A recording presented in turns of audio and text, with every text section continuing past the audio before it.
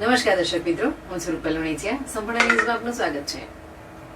ડીસા સહિત સમગ્ર બનાસકાંઠા જિલ્લામાં અત્યારે રખડતા પશુની સમસ્યા નિવારવા માટે તંત્રએ કમર કસી છે. ત્યારે ડીસામાં જાહેરમાં ઘાસચારો વેચવા પર પ્રતિબંધ ફરમાવ્યો છે, જેથી જાહેરમાં વેચાતો ઘાસચારો જપ્ત કરી નગરપાલિકાએ કડક કાર્યવાહી શરૂ કરી છે.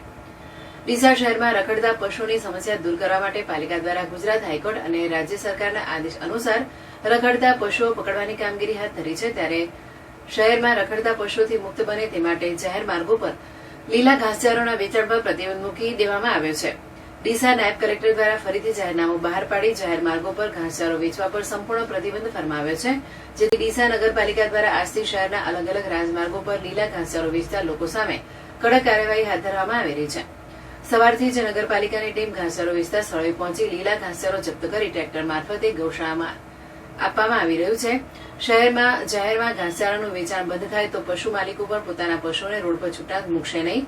નાયબ કલેક્ટરના જાહેરનામાનો અમલ કરવા માટે ડીસા નગરપાલિકાએ પોલીસ બંદોબસ્ત ફાળવવાની પણ માંગણી કરી છે. આ ઉપરાંત ડીસા શહેર પોલીસ પણ સક્રિય બને તેવી લેખિતમાં રજૂઆત કરી છે, જેથી નગરપાલિકા અને પોલીસ બંને સક્રિય બની જાહેરમાં ઘાસચારાનું વેચાણ કરતા લોકો સામે કડક કાર્યવાહી કરે તો પશુઓની સમસ્યાથી મહદઅંશે છુટકારો મળી શકે તેમ છે.